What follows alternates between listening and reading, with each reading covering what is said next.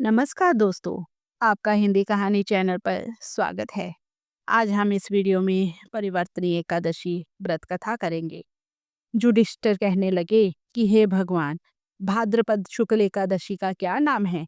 इसकी विधि तथा इसका महत्व कृपा करके कहिए। तब भगवान श्री कृष्ण कहने लगे कि इस पुण्य स्वर्ग और मोक्ष को देने वाली तथा सब पापों का नाश करने वाली उत्तम बामन एकादशी का महत्व मैं तुमसे कहता हूँ। तुम ध्यान पूर्वक सुनो। यह परिवर्तनीय एकादशी जयंती एकादशी भी कहलाती है। इसका यज्ञ करने से वाजपेय यज्ञ का फल मिलता है।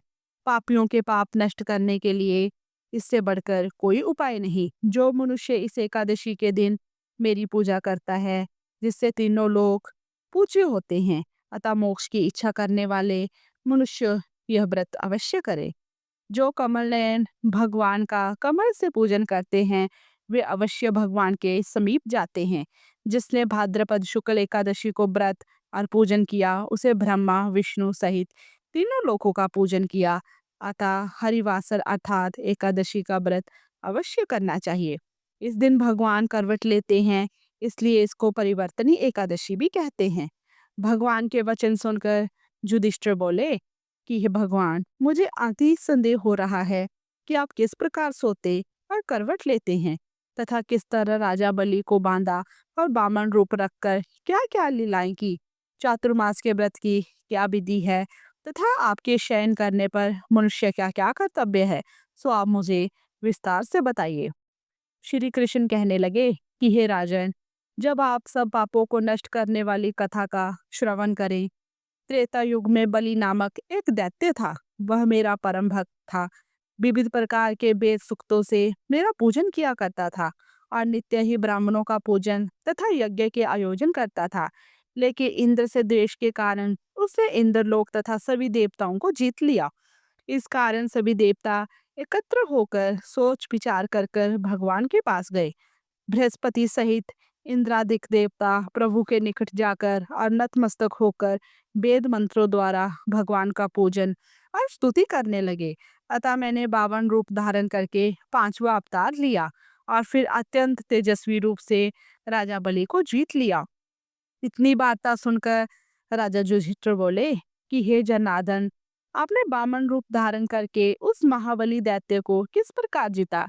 श्री कृष्ण कहने लगे, मैंने बामन रूपधारी ब्रह्मचारी बलि से 3 पग भूमि की जांचना करते हुए कहा, ये मुझको 3 लोक के समान है और हे राजन, यह तुमको अवश्य ही देनी होंगी।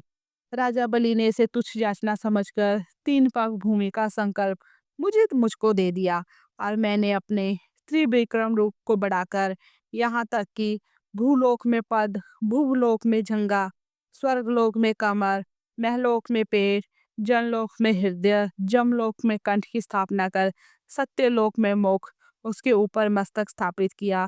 सूर्य चंद्रमा आदि सब ग्रह, यन योग नक्षत्र, इंद्रादिक देवता और शेष आदि सब नागगणों ने विविध प्रकार से वेद सूक्तों से प्रार्थना की। तब मैंने राजा बलि का हाथ पकड़कर कहा कि हे राजन, एक पग से पृथ्वी, दूसरे से स्वर्गलोक पूर्ण हो गए। अब तीसरा पग कहाँ रखूं? तब बलि ने कहा, अपना सिर झुका लिया और अपना पैर उसके मस्तक पर रख दिया, जिससे मेरा वह भक्त पाताल को चला गया।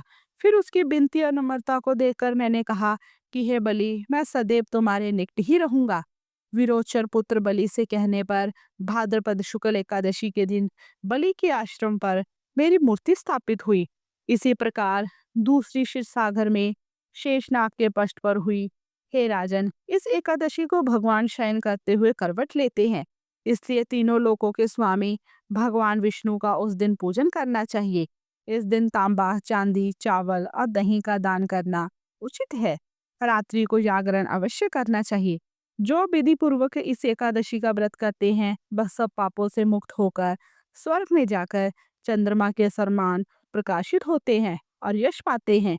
जो पाप नाशक इस कथा को पढ़ते जा सुनते हैं, उनको 1000 अश्वमेध यज्ञ का फल एक साथ प्राप्त होता है। दोस्तों, यह रही परिवर्तनीय एकादशी व्रत कथा। अगर आपको ये कथा अच्छी लगी तो आप हमारे चैनल को सब्सक्राइब करें और हमसे जुड़े, बेल आइकन को दबाएं